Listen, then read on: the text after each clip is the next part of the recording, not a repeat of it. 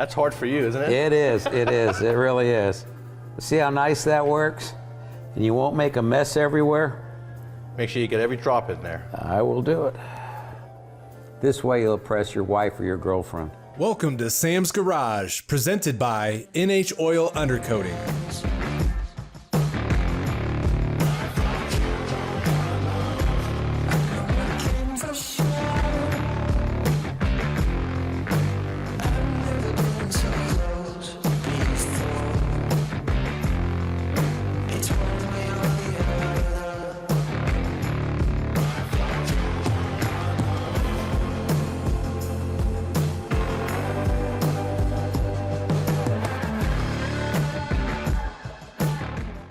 On this episode of Sam's Garage, the Lokar team is in the house to showcase more of their accessories for the competition dragster.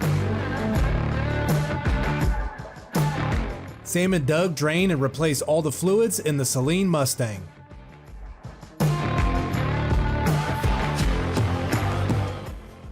The cooling and fuel systems in Phil's Cutlass 442 convertible receives a new upgrade.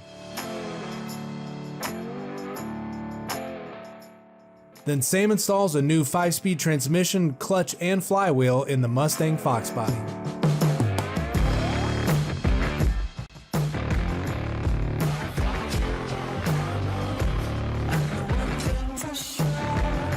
Jeffrey and Travis from Lokar Performance are at Sam's Garage to add a few more parts to the competition dragster. They start with adding Lokar's dialing board used for bracket racing, and then add a taillight for safety and some billet grab handles to make it easier to get in and out of the driver's seat. All right, this week we are back at it with the Lokar guys, and we're working on Skip's drag car that you drive now. And what component are we installing on this week? Today we're going to be installing the dial-in boards on here. So if you're bracket racing, when you're going up there, you got to pick what ET you're going to run. Best way to do that, mount something on the car that shows the tower what to put in the system. Bracket racing is a more economical thing for the everyday guy to go out there and race. You pick the ET that you're going to run, you try and hit that target time without going under, and you try and be closer to that number than the guy in the other lane. Which takes a little bit more effort than just going out there with your foot to the floor. Yeah, you're going to make adjustments based on weather, you're going to make adjustments based on your engine, and you're just going to tune it in for the track you're at, altitude, things like that. So what is entailed in prepping for this installation? Most of the guys have a traditional scoop tray mount that'll hang back here, and we've got dial-in board brackets that bolt to that, like kind of a bulkhead type mount. And then we also have the kind that'll go on like a Roadster cage mount style. So in this case, we have a different type of scoop tray, so we've fabbed a bracket that we're going to put back here and hang off of that. So those provisions exist in our throttle brackets.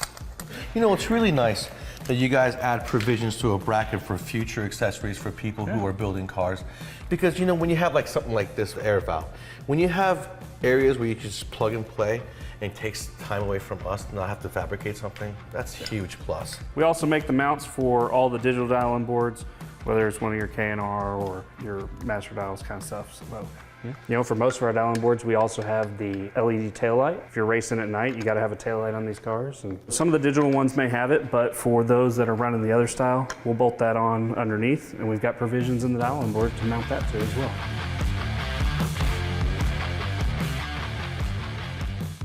There it is. That is bright. It's a bright LED. That is a very bright LED. Taillights for the dial-in board.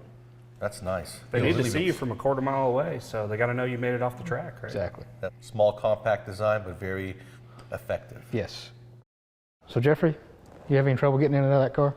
Yeah, getting a few pounds, sometimes a little bit more difficult and be as flexible, but you know, some of these cars, you got to pull yourself up out of there, and we've got the perfect solution for it with our grab handles. We're gonna put them on both sides, that way we can get out real easy. That is a nice billet aluminum CNC machine. Yeah, if you like them black, polished, whatever that fits the application you're in. Whether you're putting them in the dragster, putting them in a door car, Camaro or something, help you get in and out. A Jeep. Like we did on the Jeep, right? Yep. So we got several different options as far as size goes. And honestly, it doesn't have to be a car. I mean, if you got something with tubes that you've got to have handles, there you go. I know a couple guys with side-by-sides and four-wheelers, they've got these mounted on. We'll just fit this here to this tube, and we'll just crank her down. We'll start getting it latched together, and then we'll rotate it where we want it in position. And you sell these for different tube size, so it's important that the person who's ordering these from Lokar that they measure their tube diameter before they order their part. Other chassis builders have different tube sizes here, and that makes a big difference.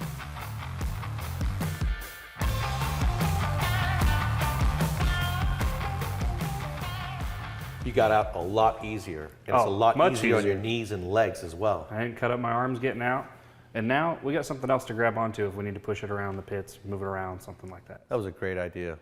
How about the tail light? The tail light looks really good. And That's ours. a nice, safe feature. Yeah, exactly. It's really bright. Really bright. Yeah. Just make sure you're safe out there and make sure you have the tail light on so they know you're off the track. Absolutely. That's what drag racing is about. Go out there, have fun, but be safe so everyone makes it home.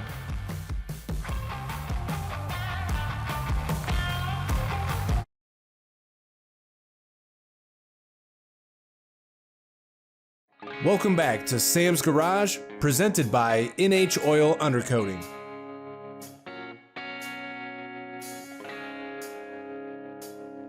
Sam and Doug get to work on draining and refilling all the fluids in the Saleen Mustang. This will give them the opportunity to inspect all the critical components of the Mustang. Pay close attention as the guys provide several tech tips along the way. So this is the week that Doug and I start the maintenance on the Saleen. What we're going to start doing is first remove and replace all the fluids. Engine, transmission, differential. I'm assuming everything's original except for the engine oil. And then we're going to go in with all new fluids. And this particular car, and a lot of the older cars actually have a bleeder valve right here on top of the system because this thing runs such a maze of hoses that you have to be able to get the air out of the system. And it's very important that you guys do this correctly because if you don't, you're going to create an air pocket which could very much blow the engine up. So what I like to do is I pull that out, and I actually like to introduce coolant right down into the bleeder valve. It's big enough for you to put a funnel on it. Then when that's full, I'm going to go ahead and fill up the reservoir, making sure I crank it, let it warm up, let the thermostat open, close, cool down, then check the level again. Very important. Yeah, it really is, Sam. Over the years, I've seen people have some real issues with the engines. They didn't know how to correctly bleed it. That's a real important tip for you guys. Make sure when you're getting ready to do stuff with the coolant, you know where the bleeders are, you know how to do it. Otherwise, you're going to have some real problems going down the road. Patience is a virtue when it comes to the cooling system. So the first thing I like to tell my technicians to do when doing an oil change is take the cap off, lay it on the side. I got my funnel in here, or pull out the dipstick so you know there's no engine oil in there and to put it back in. Yeah, Sam, one of the things that I noticed on this motor is take a look at how clean that oil is. Very clean considering it's 5 years old. It's 5 years old. You know, the amazing part about it, if we take a look at it, we can tell this motor has not been run a lot. If the oil itself was darker, that's going to be caused by a lot of the blow-by, which can create some real problems because it'll actually create some acid inside of the crankcase. So this looks extremely well. Absolutely. It's incredible considering it's 5 years old. Yeah. Now, when you guys are doing your oil changes, you got to be very careful. Don't forget lefty loosey, righty tighty in most cases. The oil drain plug, there will be either aluminum pans or there'll be a steel pan with the welded threads. If you just want to do it snug, don't hog down on it too much because over time you'll pull the threads, then you have to replace the oil pan. And you don't want to use those oversized oil drain plugs, nothing like that, because those will create leaks as well. Now, when you're replacing the fuel filter, you want to make sure to remove the gas cap itself, relieving the pressure inside the tank, and that'll keep the leaking out of the hoses to a minimum. I'm going to go ahead and replace the thermostat only because it's 27 years old. There's nothing wrong with this one in here. It's a good idea to do that while there's no coolant in it. On this particular car, they forgot the thermostat when they were building it, so they put it as a last-ditch effort at the very bottom on the lower radiator hose. So that's where we're going to go to replace it. But an interesting thing is a lot of times, and this has happened to me before, you're not sure if these are working or not, then you go ahead and boil some water, put a temperature in there so you can watch it actually open and close. Yep. This way you know for sure it's working. The spring always goes in the motor. This always points to the radiator, okay? So do not put this guy in backwards. I've seen it done. Yeah. I think it was you. I think it was.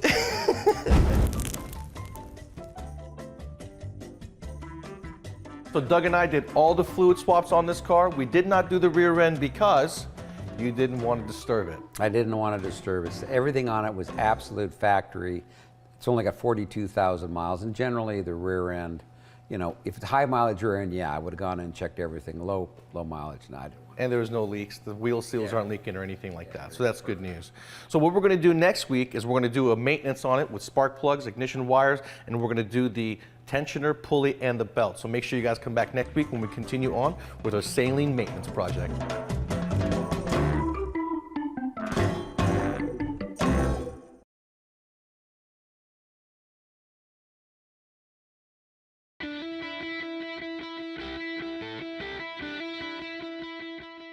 If you guys want a beautiful car, good restoration, awesome interior, Gillen Custom Designs in Middletown, New York has you covered. Sometimes it's worth driving across country to get a car done the way you want. Not only do they do in the interior, but they got a full fab shop and they'll do a full restoration for you. Gil and Linda on the Oldsmobile for Phil Pataki, they knocked it out the park. Fit and finish, absolutely beautiful. The seats, all leather, Mercedes carpet. They even fixed the floor from all the rusting that was under there. The panels, they even did the convertible top and the boot. Absolutely beautiful. The work they did on the Thunderbird, same thing, all leather. They even fixed and added cushioning to the seats to make it more firm and to keep you in the bench. That is a very nice deal. They even put all new weather strip and fixed the floor and did the Mercedes carpet in that as well. So sometimes, guys, it's well worth the drive to go even across country for peace of mind and quality work. So check out Gillen. Phil's 72 Cutlass 442 convertible receives a new radiator and fuel system to match the engine that Sam installed last episode. The extra cooling capacity will ensure the LT1 engine will always run at peak performance. And because the new engine is fuel injected, Sam's also replacing the fuel system with a new tank, pump, and filter. Welcome back to Phil's Garage. If you guys remember, last week we put an LT1 in this car, his 72 personal Olds convertible, and a Performa-built 4L60. This week we're going to be tackling the cooling system. You ready? I'm ready. Let's get it started. I got you a cold case radiator. It comes with the electric fans, a nice fan shroud. We're going to put 2 relays on it. The PSI controller kit's going to control it, and it's going to be plenty of cooling for this new engine in this big car. We are pre-marked on the fan shroud that cold case provides, but you're going to have to drill through the radiator right here. And you're probably thinking, no way I'm going to drill through the radiator. Exactly. But that is a free space. There's nothing going on there. So they give you the rivets. Make sure that you size the rivet to drill to your rivet. And then we're going to put it in. Now make sure when you guys are doing this that you have the drill straight up and down. Don't go at an angle because you may contact the core. That'd be a bad day.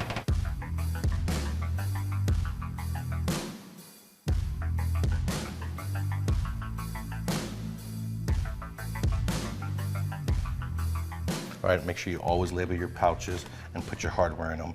And the reason we're saying that, guys, is because even though we're building a nice new car, all new components, we got to reuse some of the hardware because hardware today has gone through the roof as far as price goes. So go through your junk drawer, utilize what you can, put new where you have to.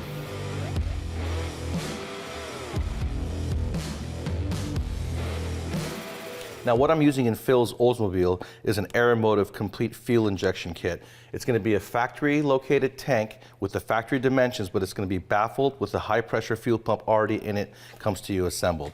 Now they also have the best fuel pressure regulators and all the best filters and fittings for you guys who want to build a big fuel car like what's in my Supra race car. I use Aeromotive. In this case, Phil's car is a street car. We don't need any adjustable fuel. So we're going to use a GM fuel filter. It's going to make it easier for me to run and plumb fuel lines up to the front. And that way he can't mess with it by adjusting this fuel pressure regulator and costing everybody a bunch of problems. Aeromotive though, when you guys want to make big fuel, you go to Aeromotive, you got ease, you got peace of mind, and you're going to get the fuel to the engine and make all the power you need.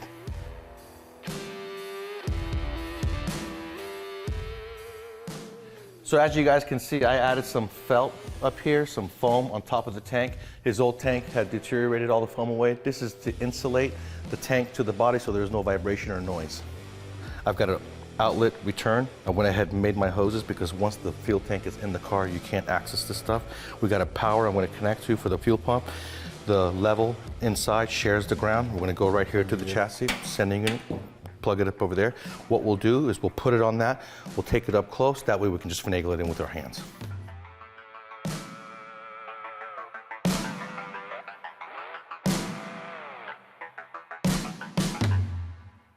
We got it done finally. Yes, we did. We got the cold case radiator fan and shroud in. Yep. We got the air motor fuel system in, and we were able to run the feed line through the factory frame hole. Coming up through underneath the intake manifold, going to where you just saw Phil connect the feed line over to the fuel pump. That's the mechanical fuel pump. Now this is an LT engine. It's basically a direct injected LS engine. So the fuel system is going to be the same thing as an LS, 60 PSI, internally regulated fuel filter. Coming up to the mechanical, there's a lobe on the camshaft. It's going to spin the mechanical pump, transferring that 60 PSI to over 20-25 PSI, depending on what the spec of the engine is. So I get better gas mileage and I get more power. You get more power, you're absolutely right. And next we'll be doing the exhaust and suspension and brakes. Yeah, we need something to stop this thing now. It's going to be awesome. Yep.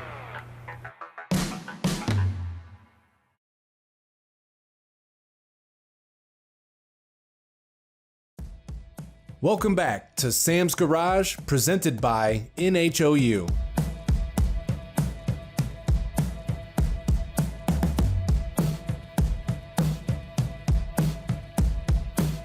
Sam tackles the next phase of the Coyote engine swap by installing a manual 5-speed transmission, clutch, and flywheel from American Powertrain.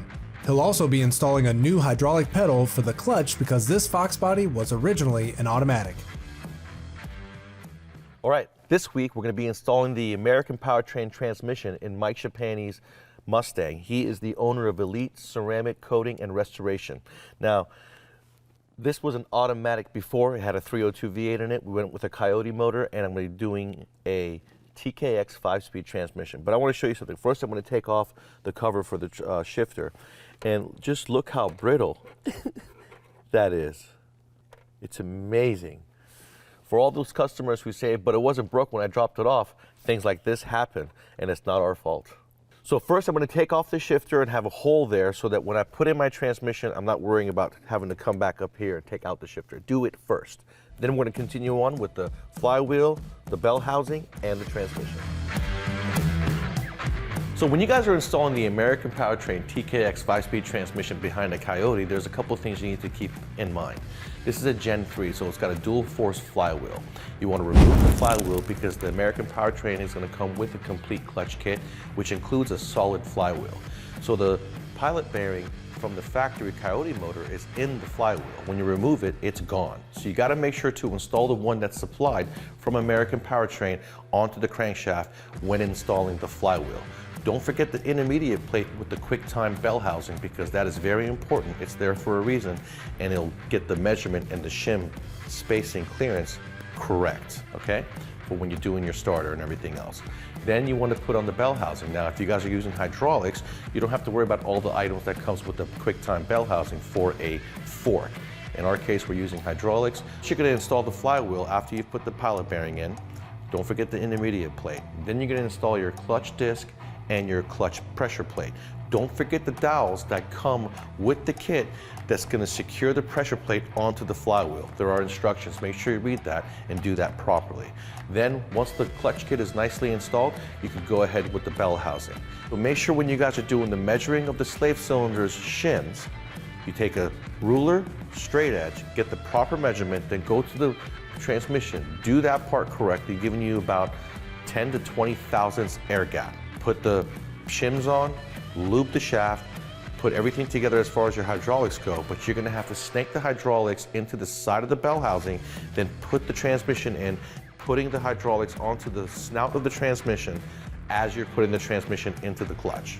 So once all that is done, you can go ahead and install the transmission using the 4 bolts supplied from American Powertrain, and then you want to make sure that the position of the shifter is in the correct location. We got really lucky with this Mustang, being that it's an automatic. The cross member worked. All I have to do is use a couple shims, and the shifter location is exactly where it should be. So we got really lucky there. Man, American Powertrain does such an awesome job. That TKX 5-speed is really good. Compact design, can handle all the horsepower you're putting down, about 500 or 600. So once I installed my hydraulic pedal from American Powertrain, I'm good to go with this thing. This wasn't automatic, so there was no clutch pedal. But in the kit, American Powertrain gives you a master cylinder from Willwood along with the pedal assembly to make the hydraulics work. Once I get it done, I'm going to get a drive shaft measurement from the back of the seal to the midpoint of the cap, And then I'm gonna call Dwayne at Driveline Service of Atlanta, get my drive shaft made, and this thing is getting one step closer to driving. Next week, we're gonna tackle the fuel injection, and I'm gonna install some Livernois Motorsports parts. Be sure to check out Sam's Garage on these other media platforms. Send us questions and feedback to info@samsgaragetv.com. Thanks for tuning in to this week's episode of Sam's Garage. The Lokar guys demoed a few of their accessories for the competition dragsters. Sam and Doug replaced all the fluids on the Saleen Mustang. Phil helped Sam upgrade the cooling and fuel systems in his Cutlass. And Sam replaced the automatic transmission with a new manual 5-speed in the Mustang Foxbody.